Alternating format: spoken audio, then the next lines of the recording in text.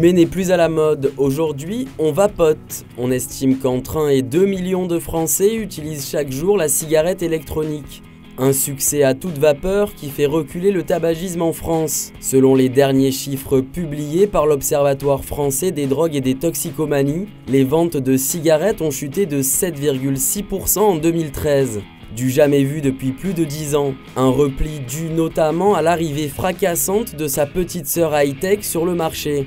Quelle est-elle et combien coûte-t-elle ? Bon, une cigarette électronique, ça coûte à peu près entre 40 et 50 euros. Une fois qu'on a acheté son matériel, on n'a plus qu'à acheter des recharges. Les recharges, c'est des petits flacons de 10 ml. Ça vaut 5,90 euros. C'est l'équivalent à peu près de 7 à 10 paquets de cigarettes.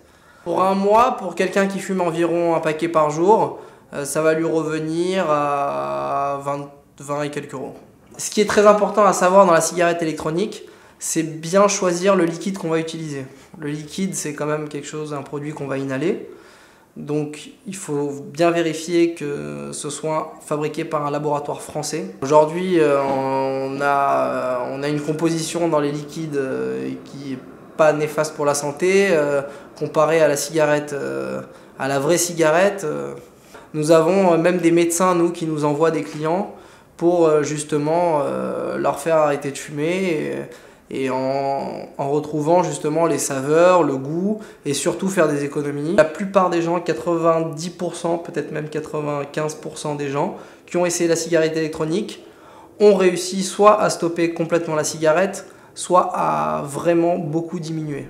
Moins chère, moins nocive et avec les tracas d'odeur en moins, l'e-cigarette a déjà été testée par près de 9 millions de Français. Malgré les nombreux doutes émis quant à la nocivité du produit, elle est désormais officiellement tolérée par la Haute Autorité de Santé pour arrêter de fumer. Pourtant, certains pointent toujours du doigt l'absence d'études concrètes. Je ne connais pas à présent les inconvénients de la cigarette électronique, parce que toujours est-il qu'on absorbe la combustion du liquide de refroidissement. Après le produit en fin de compte n'est jamais fabriqué en France, il est simplement assemblé en France parce que les bases des produits arrivent directement de Chine par fût. Voilà. Donc après il y a aussi une autre chose que tout le monde oublie de dire, c'est que d'absorber de l'eau dans les poumons, ça n'a jamais été bon aussi. Voilà. Au départ il y a une baisse des ventes en effet, mais après les gens reviennent quand même à la cigarette classique. Parce que ce n'est pas du tout la même fumée que les gens absorbent.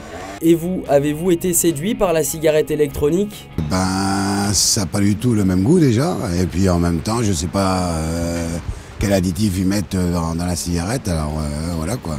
Donc j'évite.